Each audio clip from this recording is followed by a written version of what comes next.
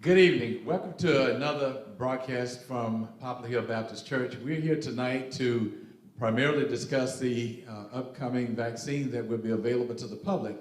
And for that reason, we've assembled a group of learned and certainly qualified individuals to help us to come away from the notion of the vaccine with an understanding and pretty much a trust of the vaccine. We want to make sure that as we go through our panel discussion tonight, that you will feel comfortable at home, knowing that the vaccine is something that is good for you, that is something that we should do collectively as a nation and certainly as a community to make sure that we are well ahead of the game as far as this COVID-19 virus is concerned. So tonight we are very honored to have several distinguished guests with us tonight. Primarily, our first invitee was Dr. Arona, who's director of the public safety, public health community, if you will, and I'm trying to get it just right, but she's director of the public health community for Rockdale and Newton County and Gwinnett counties.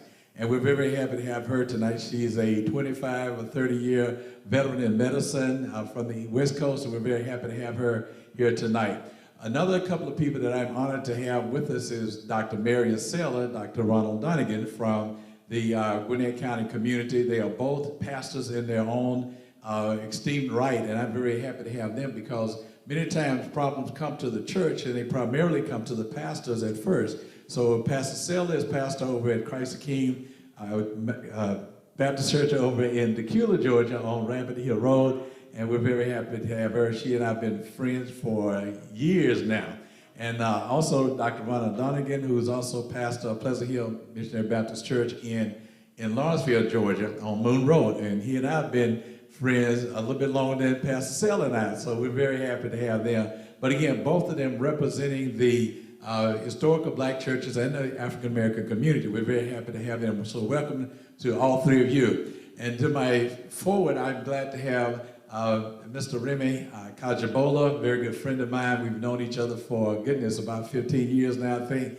But REMI is also a hospital consultant. He travels the nation, and he's definitely someone that is in the know about the virus and the vaccine and the hospitals and the administration. And one of the things that I hope we can glean from him tonight is the idea of transparency for the good of the overall community. I'm just so elated to have him to share with us, because one of the things that I do believe and trust in is that holistic medicine is important, it's imperative for our community, and I think Mr. REMI KAJOGBOLA will bring that to the table as well. And another person I'm very happy to have with us is Mr. Jonathan Holmes. Jonathan is a marketing business owner here in the city of Buford who co-labors with me in Buford Forward Together. It's an impetus for us getting together black and white communities to make sure that we share, we learn culture, and we learn how to dialogue and to spend time together and release some of the racial tension that's going on in the atmosphere. So again, welcome Jonathan, REMI, Dr. Sella, Dr. Arona, and Dr. Dunnigan. Amen. And if you're viewing from home, we definitely want to make sure that you understand and know that this forum is for you tonight. And we want to develop it around your thoughts and your ideas. So if you've got a question, you got an idea, you got a thought, you got an apprehension about whether to take the vaccine or not, we want you to send a text in to us and let us know. We will ask the question of the panelists and share your thoughts and ideas. So please, please, please don't be afraid to send in your comments. At this time, I'm going to ask each of our panelists, if you all will just give us a brief statement, maybe where your position is and some of the things you've experienced as it relates to the vaccine. And we'll start with Dr. Dunnigan, and then we'll just move around the room. Dr. Dunnigan. Thank you, pastors, and good evening to all of you and to those who are watching. As I think about a statement to address where I am and where I think we should be, I think about conversations that I've had with members of my congregation as we've been hearing about the vaccine and it being available relatively soon. And some of those people say, oh no, I'm not doing it, I'm not doing it. And I looked at them and I said, well, listen, as your pastor, I'm going to be on the front line. I'm going to take it when it's available, not just because it's available, but because I'm trusting that it will help protect us as we deal with the coronavirus, and also, personally, because I'm one of those people who have some of the medical issues that unfortunately, as a result of the virus, have caused some of our sisters and brothers to pass and depart from us. Thank you, Dr. Dunnigan. Dr. RONALD. Yes, good evening, everyone, and Pastor Head, thank you so much, and staff here for the invitation. I'm thrilled to be here tonight because this is exactly what I want to do, is to talk to our community about the vaccine and about what's going on. After Thanksgiving, our numbers have just escalated beyond control, not just in the United States, but in Georgia as well, and in Gwinnett County also in the last 2 weeks. Remember that hospitalizations trail our numbers by about 2 weeks. So we're really cautiously looking at those numbers and hoping that they don't rise. We are nearly at the numbers where we were in the summer. And so it's a real important time for everyone to really understand that the power of stopping COVID lies with us individually. The vaccine, as we were talking about before, just a few minutes ago, is only a tool. It's just a tool in our tool belt to really stop COVID. And so I hope a lot of you get your questions answered tonight and after tonight too, as well. Thank you. Dr. Saylor. Hey, good evening, and thank you for the invitation. Thank you. I have been one that has said that on day one I probably will not be in line, Sure. but I believe I will take it sooner rather than later, because I too, as Dr. Dunnigan mentioned, I have underlying conditions, and I just think it would be advantageous. Now, when I think about the conversations I have with my congregation, many of them lean to the side, no, I am not going to take it. And honestly, a lot of the support in that position comes from health professionals that are in the congregation, that are advising us in our meetings, no, don't go out there and take the vaccine. I don't trust the trials that have been going on, that they have been intensive enough. So we're hearing that from healthcare professionals that are telling us to be very cautious. So, but for me, I believe that I will be one of the ones. I know I will. Okay. Thank you very much, Dr. Saylor. Mr. REMI KAJOGBOLA. Thank you, sir. It is important for us to get back to our normal life, to a point of stability that we have, this trust associated, expected with the vaccine. There is absolutely nothing new about the vaccine per se.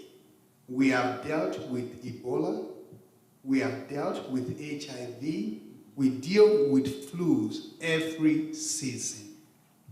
And I think what is missing, and the purpose of tonight, is to get information. Because when we have information, we make sound, reasonable decisions.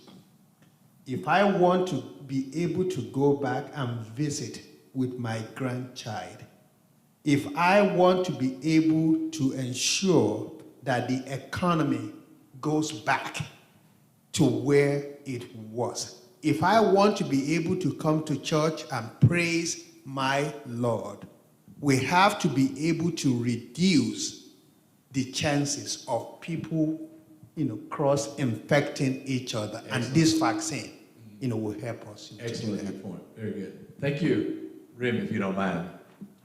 Mr. Jonathan Holmes. Thank you.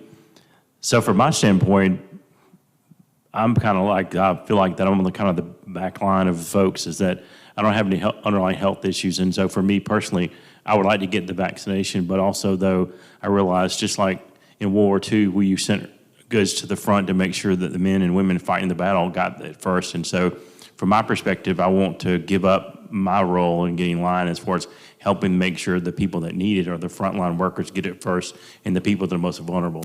It's most important from the community standpoint. Excellent. You have... Yeah, but also from as we've spoken as a marketer, is as I looked at this and thought about this forum and also the different layers of communication, you can see like right now, for example, the election and stuff that's taking place, if what's happened is that there's a large mistrust of information that's out there on a daily basis. And part of it is that you have layers, you have historical layers of what people are looking to and what people are understanding. And so as we do this, just like we're working together for the Buford War together, I think we need to make sure that we understand the layers of the demographics, understand how we're communicating, and make sure that people understand the true stories. And just like you mentioned, you had people in your congregation that were health workers understanding the true facts. And also, it's the leadership aspect, and I appreciate what you're doing here because we're a community together, and we got to fight this together just like we have fought all the battles that you mentioned before. Very good. Thank you very much. Thank you all again for being here, and rather than delaying the time, I'm just going to jump right in. One of the big problems that we have in our community is the Tuskegee experiment, where the Tuskegee and community was actually infected or vaccinated supposedly with a placebo, maybe some, but anyway, they came out with all kinds of diseases that manifest itself in the African community. So Dr. RONALD, with all the testing going on, and you know about it more than I do, how much can we trust the fact that the experimental trials and things have been worthwhile, they've done them, and they've done their due diligence for them? And I'm going to let you begin that question. I'm going to ask REMI to support you because, of course, we know that the three major pharmaceutical companies definitely have had a big hand in developing the vaccine here in the United States. So you would please. Yes, absolutely. Keep in mind that every single vaccine that's made, there's a process. There's a safety, independent data safety monitoring board that is assigned to every single vaccine that's being developed. And so I think in our healthcare workers too, I would challenge them to look at the process through the year that has happened, because there haven't been any cutting corners. There really haven't. Every single thing has happened. They did phase 1, they did phase 2, they did phase 3. They tried to put in as much minority populations into the enrollment process as possible. And then, you know, I really trust that the FDA isn't going to put out something, you know, that's unsafe for all of us. And I know a lot of you don't share in that, but I really would challenge you to look at the process because there has been no corners that have been cut. Is there any place that we could go and actually look at the process? Absolutely. Yes, there's a lot of transparency in the development of this, vaccine, whether it's from Moderna or BioNTech or Pfizer. My company, Guida, is helped from an advisory perspective with BioNTech. I can tell you that in the past, it would take a long time to develop a vaccine. Right. I believe also that that's where some of the mistrust is coming from, the speed of that. But we don't question the speed of the phone that we carry because of the technology over the years. Yes. Our cars can talk to each other because of technology. All these are transparent. And what made the vaccine development so fast is, in the past, you have to use a live virus to develop some of the vaccine. We are using other, not live, viruses. We're using protein and other genetics to come up with this vaccine. Makes it really, really quicker. People will not get the same type of exposure or reactions that they may get with a live, virus. There's absolutely no reason not to trust it. So is there a media place? Is there a place that we can actually go as a pastor, take our congregation, sit down, have a film, and we can talk about the vaccine so that we are comfortable enough to share it too? I mean, I understand the process now a lot better, but I really want to be able to share that with people in a cohesive kind of way. Yes, our medical community play a critical role. You know, when we look at the trust factors, we trust our doctors, we trust our pastors a whole lot more than we trust our Congress people. I think the role that you are playing tonight, I think the role that our medical director is playing tonight both are very, very critical in terms of gaining, trust. You can watch a movie, you can read about how the vaccine were developed, but unless you really trust the source, it's hard for people to adopt it. I'm hearing you, though. I'm hearing you because, that's what we need to do. We need to have like a documentary on how. And one of the things you brought up is extremely important because vaccines, we didn't just start from scratch. We start from years and years and years of knowledge and technology and information on past mistakes that have happened, no question about it. And so it really would be nice, and maybe you and I can partner and put something like that together so that, the community can see this is how this was, this is the process, this is where it went to next. Every single vaccine has followed these rules, and this is where we are. And again, transparency builds trust. Absolutely. And I think one of the first places is trust, Dr. Dunnigan. I just wanted to reiterate what Remy said, and that is that with this vaccine, it's not using the actual live virus itself. It's being developed because that was one of the things. I don't know if that was what you heard, Pastor, but that's one of the things that I heard from my members who were saying, and they were referring again back to the Tuskegee test and everything. Well, where they developed them using live viruses, and this is good information for me because I don't know how the virus is developed. I mean, not the virus, but how the vaccine is developed. And so thank you for that. I think that's very important for us to hear. Yes, Dr. Selley. And I want to just piggyback and support, what you asked as far as having something, because I do believe and trust that our congregations trust us as their pastors, but they're very smart to know that science may not be our area. And so therefore, having a documentary or whatever to support us standing up and saying, we think you should do this, or, we would encourage you to do this. We need to have some science with our faith. Yes. I'm just saying yes. So, and I hear you, Dr. Rowland. We could probably get a documentary or do a series of these kind of panel discussions in different churches, perhaps, but record them so that people can see them on a regular basis. I heard Dr. Fauci today say that if the FDA approves it, he would even take it categorically as well as his family. Do you want to say a word about that? And then, Jonathan, I want you to say a word about how do you get us to trust Dr. Fauci enough to say if the FDA says it's good, it's good? What streams of tests do they go through? What regimen do they go through in order to guarantee that it's a good vaccine? Safe.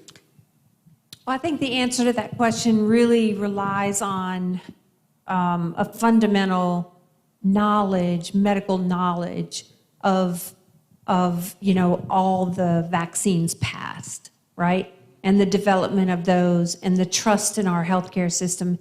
I mean, just think about how much we know about this virus now that we didn't know in March.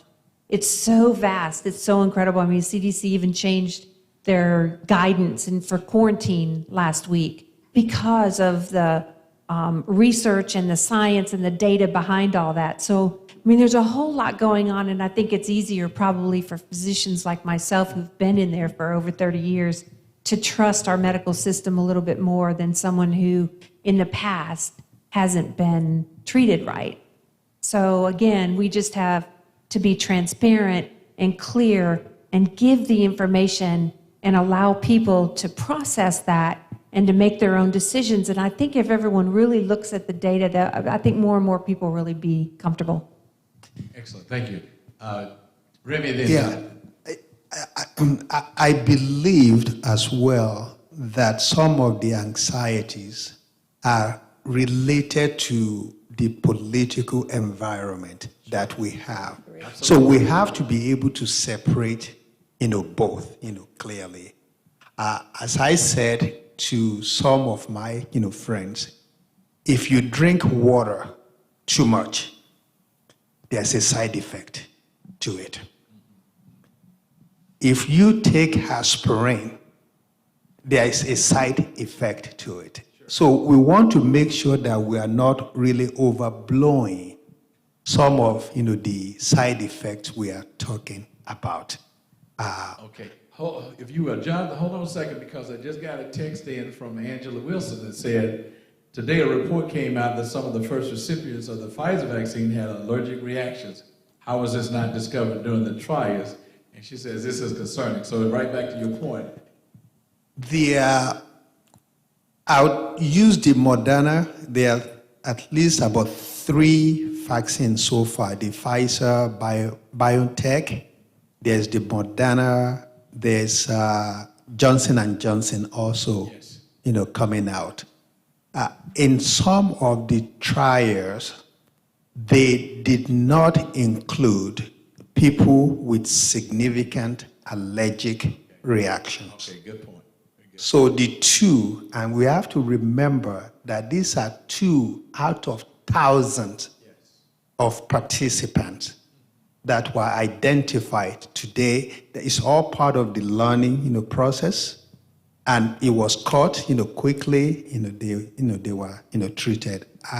I will be the first in line to get, this vaccine when it comes out. Absolutely. Dr. Ronald, we were just talking about the vaccine and the allergies. So you want to speak on that as well? Right, and to your point, that's so important. I mean, what I found really incredible about that report was that it's easy just to say, oh, well, that's only 2 out of thousands and just blow it off, right? But no, they made a report about it and said, we're going to put on there a restriction for people who have very severe allergies. So again, I mean, that to me tells me that they're really being more out front about this than they really would be otherwise, because that degree, 2 in a few thousand, is what you would expect for any vaccine to have that kind of reaction. So we talked about in the office about certain ingredients in the vaccine that may cause allergic reactions. Can you speak on that for me? Sure. So what is it in the vaccine that causes these 2 reactions, right? Yes. There are lots of binders. There are a lot of, not so much chemicals, the wrong word, but things that are inside that vaccine that could trigger an allergy, like a red dye or, some kind of peanut-related product of some sort. I mean, there's just a whole slew of them. And most of the time, with people who have severe allergies like this, that carry EpiPens, and both of these people who had that carry EpiPens around because they're so severely reacted to so many things. And so there's just a whole slew of things that could have triggered that. But again, the fact that they were transparent about that tells me something. And I'd like, when hearing that, personally, I did not get concerned, because every night I'm listening to commercials on TV of medications, and they give you all the side effects, and you were like, who would take that? Or even going to the pharmacy and they give you the information on the drug, and there's this whole page of side effects. And so I think we just have to be realistic to say that everybody reacts differently, and that doesn't mean that there's something wrong with the vaccine. It's just interacting with people differently, but it's not peculiar. It's what happens. And I guess the variations of people will make a big difference as well. Your genetic makeup, Yes. things that you are allergic to, things that you know that you're preconditioned to, that would preclude you taking some vaccine. I would not say not to take the vaccine, but find the one that fits your DNA makeup a little bit better. Dr. Dunnigan. With the different companies developing the vaccines, are they different in general makeup, or are they all the same? They are all using the same, what we call segmentation. Like if you are building a car, or how you put the chassis together, they are all using primarily the same sequencing. So there's no significant, different. But I would like to go back to what you said that I think is also important, that what is happening now, you cannot deny that, like you said, politics, the political environment, Yes. many of us don't trust the head. And so therefore, we got one eye closed and one eye open, because we're not in an environment where we are trusting the people who are leading us. Well, fortunately, COVID is an equal opportunity offender. Right. Yes, it is. Right. And if you back out the preconditions that people might have, these vaccines do not discriminate at all. Right. They have not seen, at least the data didn't show that whether it worked better on black people or white people or young people or older people. If you back out the preconditions for each of those segments, so the vaccines do not discriminate at all. It's not political either. No. I thought that was it. So go ahead, Dr. Rowe. Yeah, I was going to say that it's really important that people understand that the two vaccines, Pfizer and Moderna, are a little bit different than AstraZeneca and Johnson & Johnson, because they are mRNA. That's a messenger RNA. It's the first vaccine that we've had that targets a DNA of a virus, right? This is incredible. We will live to 2020 to know that our first mRNA vaccine was developed. I really think we'll look back on this in years and be in the history books because of that. But this just opens up a whole realm of science that I think down the road will really benefit everyone because it's incredible technology. So I just want to understand, so do we have a choice, or is someone making the decision for us which vaccine becomes available? Well, that's a great question. Right now, Pfizer is the one that will distribute their vaccine the fastest. We are expecting the FDA to approve the emergency use authorization of it and Moderna either Friday or Monday coming up. And Pfizer will be distributed first, and then I believe it's been told that Moderna is about a week behind. So the whole thing about a choice is the fact that we are going to require, in the phases and the tiers, we're going to require so much vaccine, even to vaccinate that group of people, that we will have a limited resource on the vaccine, and we're going to have to prioritize who gets that. So in my mind, if Pfizer runs out and all you have is Moderna, give me the Moderna, right? Well, can the two be used together, is my thought. Well, that's to be determined. Right now, as far as I don't believe that to be the case yet. At least the data is not showing that. If you look at, the BioNTech and the Pfizer, it's a 2 doses sequencing. Right. Is it the same dose again, or is it a booster, or is it something amped up a little bit, it's a little bit stronger the first time and a little less strong the second time, or is it the exact same drug? I same don't know dose. that. Yeah, Same dose. Same dose, okay. It's the same dose. And the way that Pfizer works is that day 1, you get your first dose.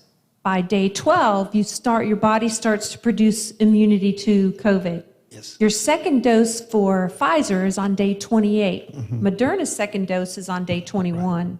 So on 28th day, you get your second dose, and then by the 28 days, 30 days, you have full immunity.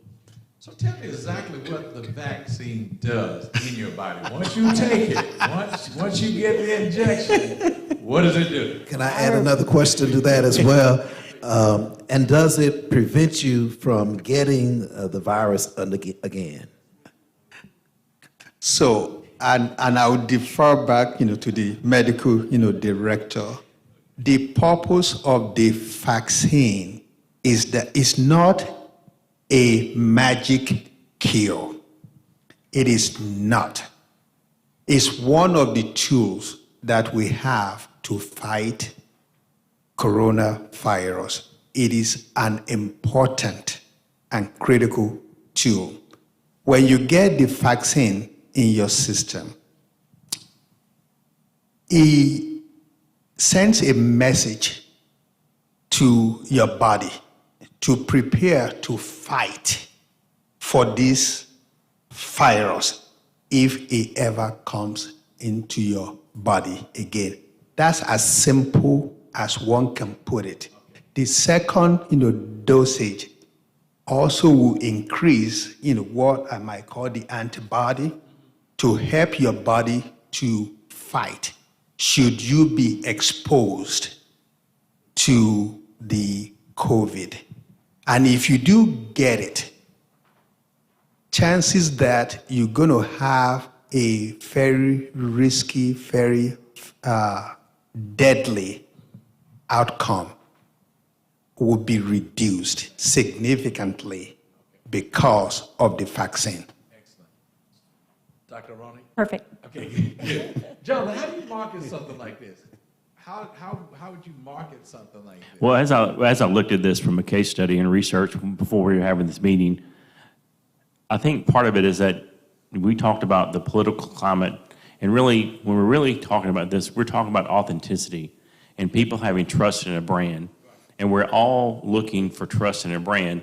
And historically speaking, obviously, the African American community did have some issues from the standpoint of trust with the government as well as the way things were being done.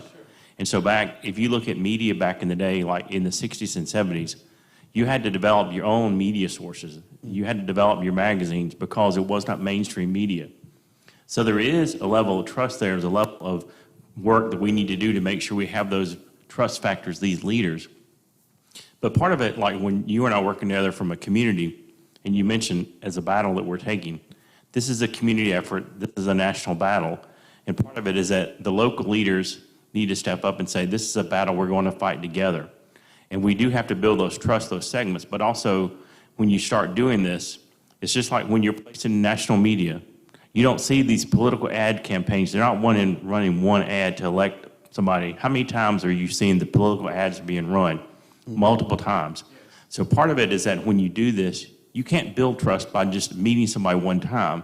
As you and I work together, I've had to build trust. You've built trust with me.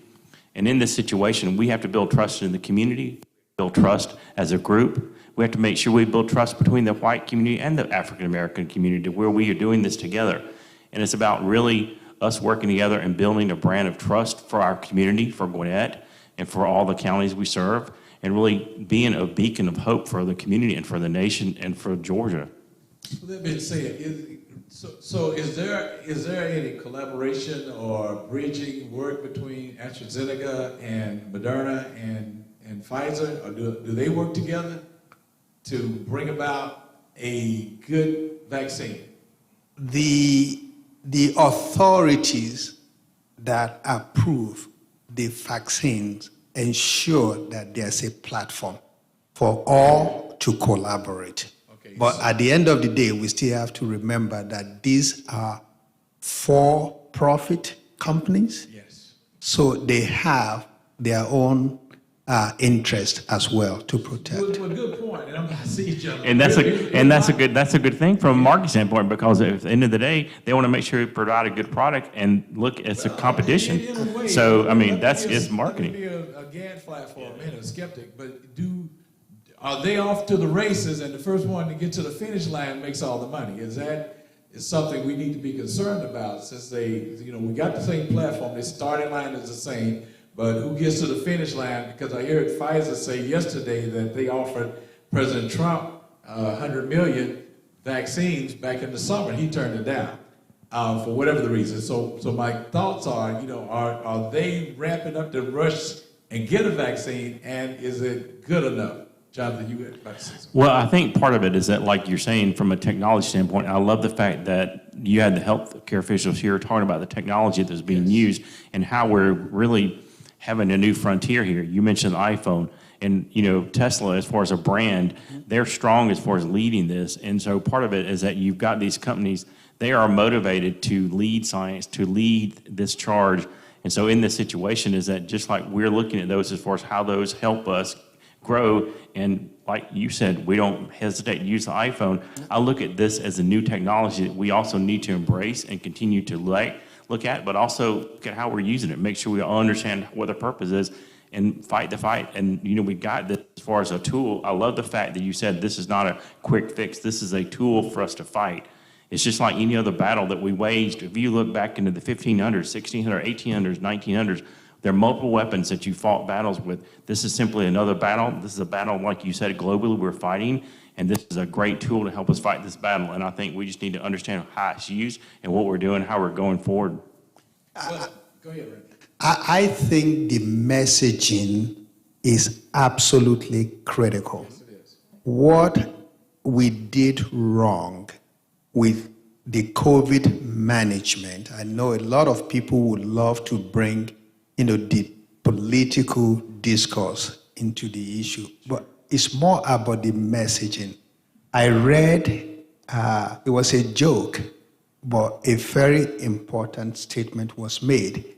If somebody had said that football would not be canceled in the South if we all wore masks, imagine how many of us will have done that. We didn't tie the outcome to the process. Okay. Yes. So Nicole writes in, who's making sure the distribution process is fair and equitable? The distribution process is fair and equitable. And she says, I'm not sure how the vaccination will be distributed if certain segments of the population are being prioritized over the others. So how do we know, first of all, that it's being distributed equitably? And how is the distribution process going to be prioritized over other people? I think we know first responders and people like that should probably be on the first line. So whichever. Yes. When you mentioned, Pastor, that Pfizer offered some volume to the president or something like that they didn't take it. The good thing about the process is that the government is very invested in this. So there's no discrimination around do you have the money or you don't. Okay. So the government is making that available. Mm-hmm. And then if we are trying to build a situation where we don't have an explosion of infection, we have to start with the critical areas or folks who are most exposed or vulnerable. Okay, very good. Healthcare givers, they have to be taken care of, because if anything happens to us, that's where we go. When you look at the data, the fatality rate so far, it's almost the same group of people. Yes. People with underlying conditions. So we have to follow the data to say who are the most vulnerable. If we take care of those folks first, and we create an immunity within that group, then we can manage. But we have better. healthcare professionals at our churches are saying we don't trust it, we don't want to. So, but his point, your point is well made. We have to trust the data. Scientifically, the data says here are the groups, here are the people that we have to vaccinate first, and then follow through with the rest of the population, the rest of the people that need it. So, does that help a little bit, Dr. Sella, if you will? I think it does, but I still think you're still going to have that trust issue. I mean, Well, you said something valuable a few minutes ago, and you said that you have one eye open and one eye closed. Yeah. And so I'm assuming, And you tell me if I'm right, I'm assuming we were praying when you had one eye open and one eye closed, right? So I hope that we're praying and we're still operating in faith. But that it this is works. so much about messaging, and I Yes. was listening to the news the other day, and I don't know if I heard it correctly, but because I was in the kitchen busy, and I heard the person say, when you take the vaccine, plan on taking the next day off because you're going to have to deal with some side effects. And so, I mean, that's something. Okay, so now, okay, I got a plan to take the next day off, and okay, there are people who can't take a day off, or have to factor all that in. So, is that the message? You're definitely going to have a side effect. Plan on taking the next day Well, off. I heard there were no side effects from what I was hearing, so you all may help me, Dr. Dunnigan. I've heard there were no side effects, but I'm just thinking about the annual flu shots that probably most of us get. They tell you that there may be some side effects, and some people have them, and some people don't. Sure. So But again, it is the messaging. Yeah. Because I think as we as leaders, when we stand up, that's a fact. Okay, we all, many people take the flu shot. Okay, you're going to take this vaccine shot. Some will get side effects and some won't. But I think that has to be stated, it has to be said, and we just have to be clear and consistent and say the same thing. Mm-hmm. So let me set that straight. Please. Because there are side effects with this vaccine so far. Not in everyone, in some, just like the flu shot. Has anyone taken the Shingrix shot? Not yet. Yes. So I took it too, that it's not an easy vaccine to take. It kind of hurts, right? And afterwards you feel kind of bad for a day or two. But again, it's such a wonderful vaccine for shingles that, it's worth that without a doubt. So there are reported side effects of feeling poorly, flu-like, maybe a low-grade fever or so with the Pfizer vaccine and the Moderna vaccine. However, it's not everybody. So what we do tell people, like when we go out and we vaccinate EMS or fire, police, is just don't vaccinate your entire crew all at the same time. Do a stagger so that you can give the people the time off and they don't have to work when they don't feel well. Which leads me to my next question. I was watching a commercial the other day or something, and this guy took out the trash and he kicked the trash. Then he was putting something, his wife was putting something in the car, I guess, and he walked by and just threw the box in the car, and then he just flipped the mask out. He just tore the mask off his face. So my question is, after the vaccination, do we still have to wear these stupid masks?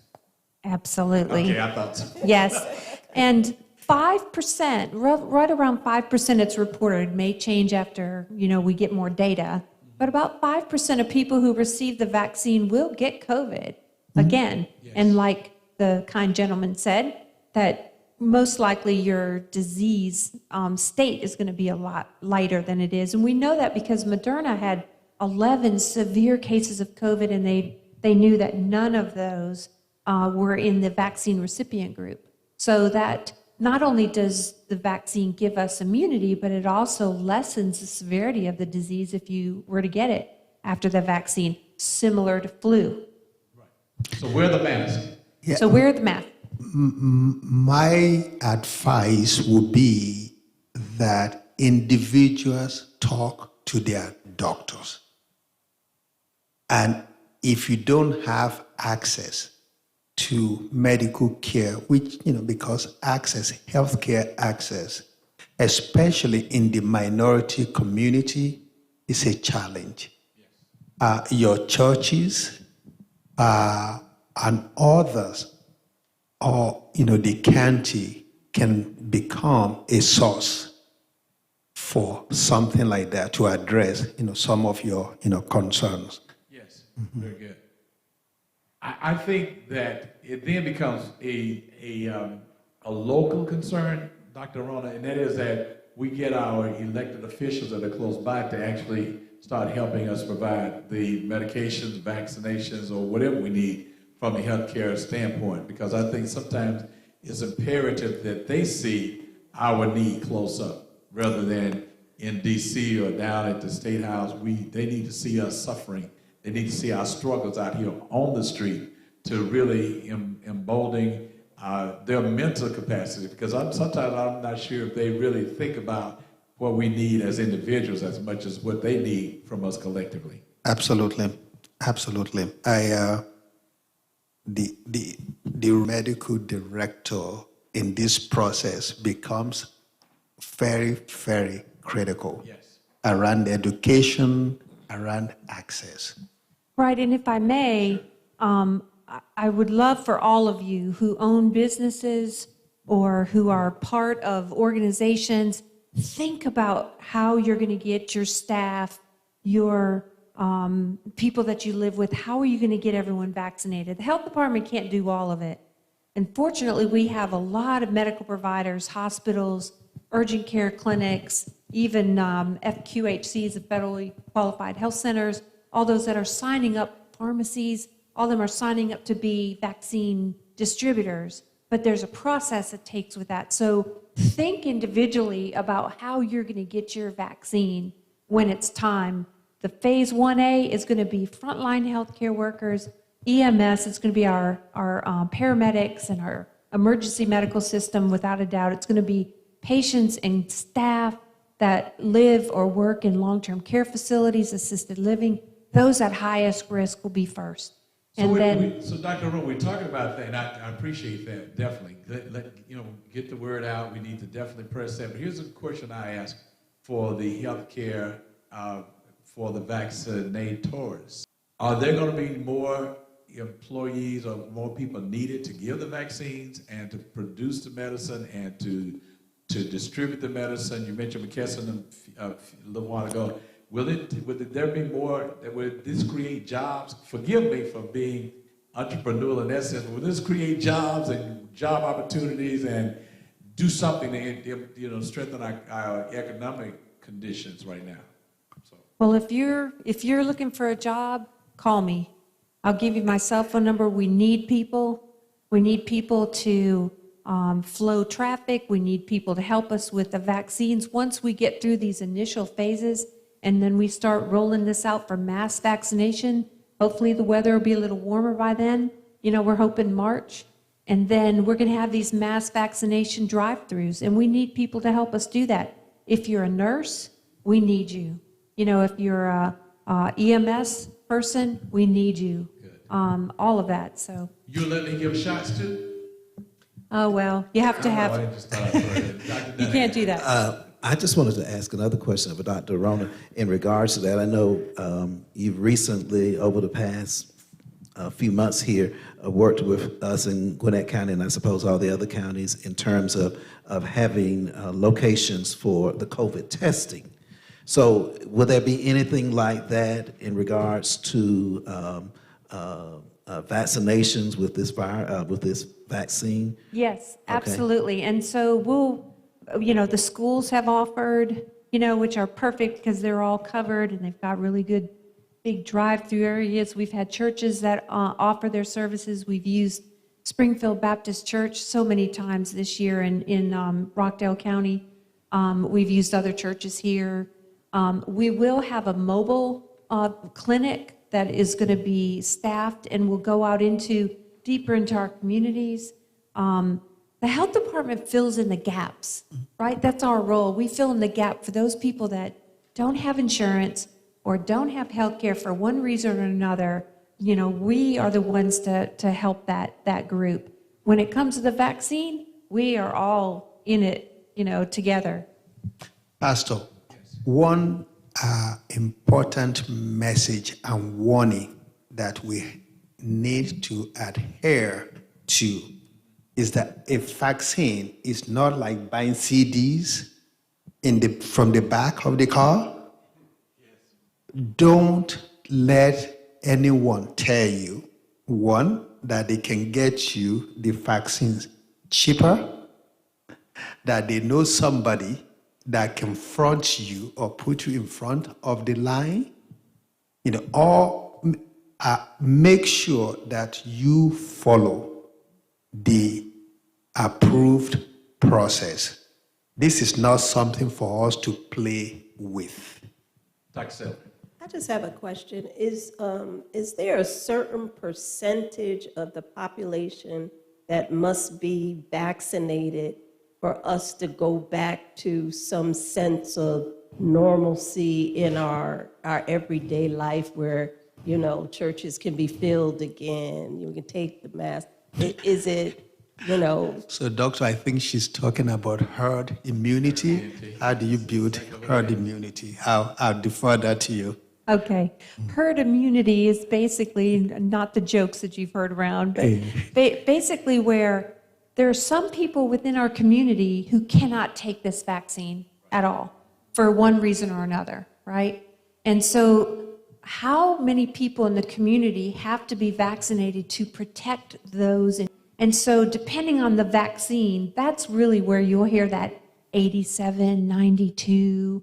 Everybody has a little bit different idea about that. I'm hoping and praying that we actually reach herd immunity before the summer. And in that event, we can really get back to more normal. I don't think we're going to be wearing masks, social distancing, and washing our hands as often. We should this time every year because look what it's done to flu, right? We have 0 flu season this year, and that's because of all of our prevention messages we're trying to do. So we're doing something right there, but again, I'm just praying and hoping that we'll get there by summer. Will there be a cost to individuals for the vaccination? Great question. Absolutely not. The vaccine is a federal resource. So if anyone wants to charge you for that vaccine, that is not okay. Now, there will be a charge sometimes for an administration fee, but from the health department, if you have insurance, let your insurance company pay the administration fee, right? What will the administration fee do? What's the purpose of the administration fee? Basically to recap some of the costs of staffing and the supplies that it takes and that kind of thing. And it's a very small amount. I think it's like $16 for a shot. But again, people who are uninsured, don't have insurance or are underinsured, it's no cost. So you just tell them, I don't have any insurance, and you got a shot. You get it. Okay, good. Ready? Yeah, I'm not sure if there's anything more, to add, to that, except that the herd immunity, where we get to a point where we are not really afraid of our neighbors, the quickest way to get to that point would be to follow the approved guidelines. Take the vaccine. We wear masks until everybody who is qualified to get the vaccine without any effect has gotten one. That's the quickest way for us to get back to what normal looks like. And I ask because I think, again, it comes back to messaging. And, I always say, am I my brother's keeper? Yes. I may not want to do it for me, but will I do it, because it's going to help someone else? Absolutely. The Good Samaritan. And help the community as a whole. Yeah. Absolutely. And with that, there's not an actual percentage per se that we're looking for. We just got to kind of get everybody vaccinated and move forward in that respect. I'm not sure about the percentages, but I think there's a reasonable target. Okay. Well, and that is something that epidemiology discovers as you reflect backwards, right? Yes. Okay. It's not something you could predict right now. Okay.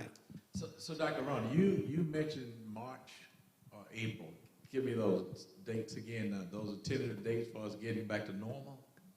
Well, it really, the most incredible, factor in all of this is how many doses are we going to get? Remember, every person has to have 2 doses, right? And right now, Pfizer has to have Pfizer, Moderna has to have Moderna. And so we've been told that the doses that we get, we can go ahead and distribute because the CDC is keeping the second dose for us. Mm-hmm. So I'm going to hold them to that, right? So will the vaccine have to be taken annually? We don't know the answer to that question yet. Original data analysis looked like there might be a booster that's required in 2 to 4 years. But remember, this is a different type of vaccine than other vaccines that are more protein delivered, you know. Is this a steroid kind of a drug or a vaccine, or is it just a regular antibody? Is a protein synthesis. It is not a live virus. Okay. That's all we need to know. Okay. It's not a live Yeah, virus. and if you think about it, you know, we all have our individual DNA that makes us so uniquely different and perfect, right? Sure. So every virus does too, but it's more RNA than it is DNA. And so this vaccine targets that DNA for that specific virus. Okay. Very good. And the process is not new, by the way. Right. We are taking advantage of what had been put in place, before. When SARS first came around, we dealt with that. Because people are looking at the speed of this vaccine and questioning, the political intent behind it. Has nothing to do with politics or science. Right. Vivian asked a question that she heard that the vaccine causes sterilization in women. And I think we could probably dispel that because the vaccine has not been out long enough to determine that. Is that correct? I have not heard that. Well, if it were. Those are the type of things we have to be very careful about. The first person to get the vaccine was what, maybe 2 or 3 days ago in England? Yes. So we don't have all that data, and there's just a lot of misinformation so we have to around. be careful about what we are hearing Yes. and how we accept it and digest Yes. it in our own thought processes. Absolutely. Yes, okay. And remember, before the vaccine gets to the market, there are thousands of people that have already gotten this in phase 3. So again, we have to look at those. But there have been no reports of that I'm aware of. Can you all take just a few seconds and give us some parting words? Our time is up, unfortunately, and it goes fast, doesn't it? So anything you'd like to share, and we'll start with you, Jonathan, and then we'll work our way around the room, if you will.